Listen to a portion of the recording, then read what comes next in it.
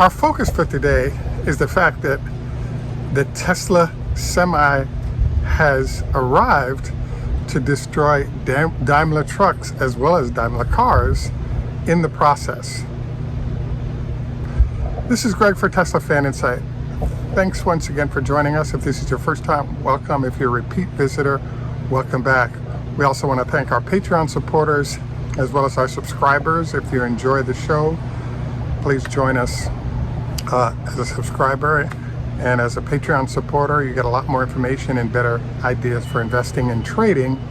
So we encourage you to join us there as well. So today, please also note that this is a copyrighted broadcast.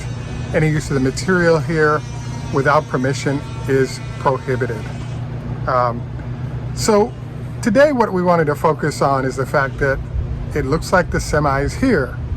There's a whole bunch of data points to operate from.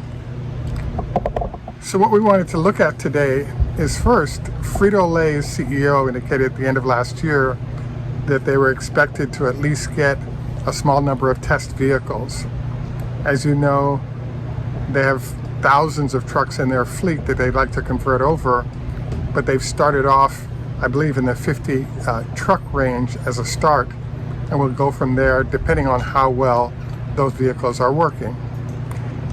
The next thing that we wanted to note is that there's actually been mega chargers not completed but now being installed at Frito-Lay facility in Merced.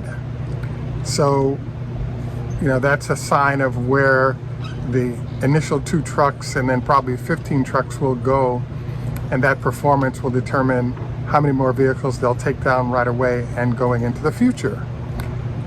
The third thing, which is the photo we chose for the thumbnail, is that we're now in a situation where the semis are actually being built in Reno, and there's actually a mega charger there that can quickly charge that vehicle up. So those are the sort of general notes that are out there. We're now seeing more vehicles coming out of the production facility that's operating in Reno, and there's like a huge number of questions, some of which we can answer, some of which we can't. The first is that we wanted to note that yes, indeed, there's a Finnish mega charger there that trucks are using. The main reason why we believe it's been chosen to do test vehicles out of Reno is because of its proximity to the mountain at Lake Tahoe that separates Reno and Sacramento.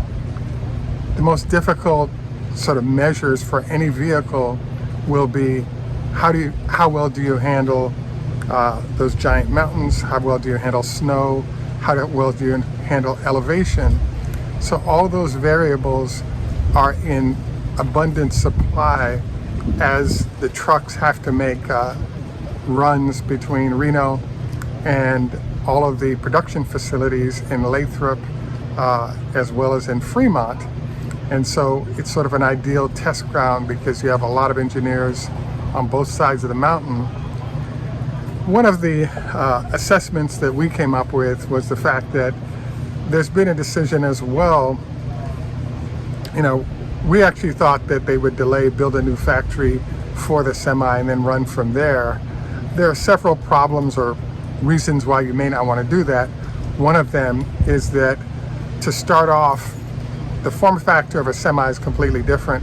So you will see ramping, but the ramp won't be as fast because you actually need, for customers that are doing sort of test ordering, to order a large number of vehicles afterwards to sort of get comfortable and make sure everything works properly. We actually thought that once you build a production line, you need a certain volume in order to make that line built viable. But the luxury of having a facility in Reno next to the factory is you can pull people off the factory lines and sort of blend work in such that you don't necessarily have to produce 1,000 or 2,000 vehicles a month necessarily to have trained personnel that's handling the production that's going on. Another data point here is the fact that, there's a huge question sitting out there, which is, well, it's nice that we're getting our first few vehicles. What's the target run for those vehicles coming out of that facility? And we believe the answer to that on a minimum is about 1,000 trucks a month or 12,000 trucks a year. Now, this comment, etc., seems strange. The reason is that with trucks, there are basically 5 major components: the chassis, battery pack, the top of the vehicle, rear vehicle. So it's a lot less to put together versus what it takes with a car. So therefore, you have an ability to build faster than you would normally. So the then question that comes up is, well, why not build a whole lot more? And while you're building these large numbers of vehicles, you're adding 200,000, 250,000 per vehicle in the process to the revenue stream. I believe that by middle of the year, after the initial production has shown to be solid, we are now going to see at least 1,000, if not 2,000 or 3,000 vehicles a month produced. And so you can kind of do the math on that, for example, 10 or 20K per annum of these trucks could in fact add material numbers that would affect profit and revenue, and it's going to have to be taken into consideration for numbers that would go into Tesla's quarter. So Tesla's revenue numbers will certainly exceed expectations even further, because you have the storage products for energy with grid scale, you have the power packs at homes, now you're having the semi coming aboard, and then you have the natural growth of production of vehicles at all of the factories that exist and are coming on. So it's my belief then that, we're in a situation here where a nice 300 to 500, 1,000 vehicles after 3 or 4 months here could be another major news piece. And there's no doubt, based on where Tesla has gotten currently, that we now end up with the large analysts are going to have to start putting some numbers together as to how this semi will impact revenue and profit numbers for Tesla going over the next 2 or 3 years, given that it's arrived. So I have to say I'm very surprised by what's happening right now. The main reason is that it's very clear that what we're looking at now is the 4680 is the difference that Tesla's been waiting on to be ready to be at production. The problem they've been having is that the vehicle was too heavy. So as a result, they could do a lot of test vehicles, but the weight of the battery packs was messing up the freight weight for those vehicles.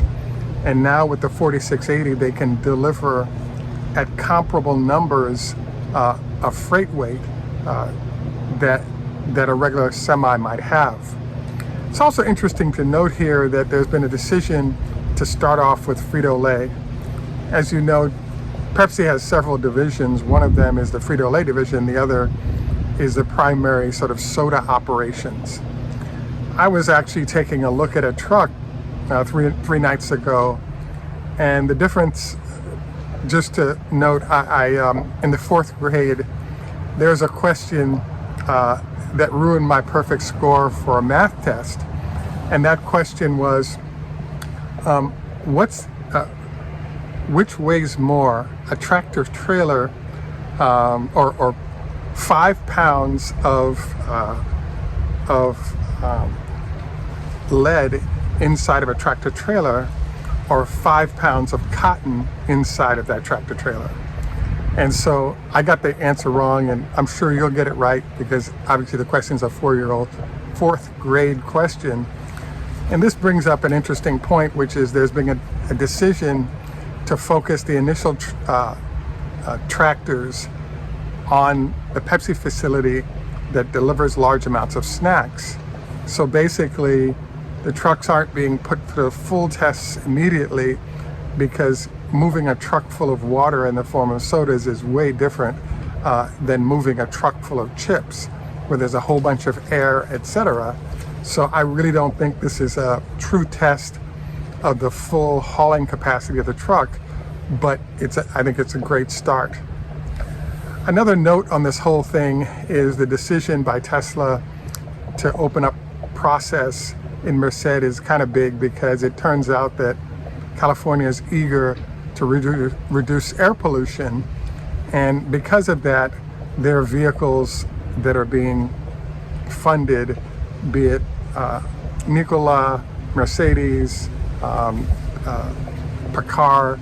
A number of manufacturers are enjoying fees at $500,000 to $600,000 a truck, because the state is eager to try to fund a solution to the pollution that comes from these tractor trailers.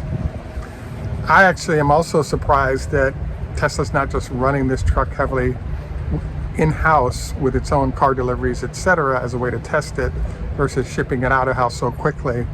But obviously Pepsi has paid, and there may have been some, we might cancel our orders if you choose not to move. I more expected us to see operations coming out of Los Angeles's ports being the first heavy use of these capabilities, but it's still great news nonetheless. And clearly, as these early runs start going, we can now see more and more vehicles coming out of this facility, etc. I have to say I'm very pleased to see this happen. I do believe this is a complete disaster for the trucking division of Daimler, which just split off from the car division, because their truck solution is not yet being delivered in this manner to customers, even though they've gone out and put some battery facilities in for large customers, as well as have some test vehicles supposedly that have put 1 million miles on them in an effort to be prepared to do the same thing. Another note here that I'm excited about is just the fact that Nikola delivered a couple of electric vehicles to customers, namely the Port of Los Angeles already. And it's nice to see Tesla somewhat keep up with the competition, even though these are real deliveries versus sort of a test couple of vehicles delivered by Nikola. So all in all, this is terrific news for Tesla. Congratulations to the Tesla team, including Elon. We'll give you as much information as we have as we get it, and thanks for joining us once again. We have a few SpaceX shares if there's interest. Tschüss, German, au revoir. French, Lahitro, Hebrew, Khoda Hafiz, Farsi, Thrice, Russian, Ni Hao Ma, Chinese. Our health tip for today is to check with your doctor if a child dose of aspirin per day to help with blood flow as you age might be useful. 80 milligrams is a suggestion on a daily basis. I'm testing it out myself. You might consider that as well. Any rate, namaste, our friends in India, and in Jamaica we say, "Enough respect, walk good man." Thanks for joining us. Have a great day, and bye for now.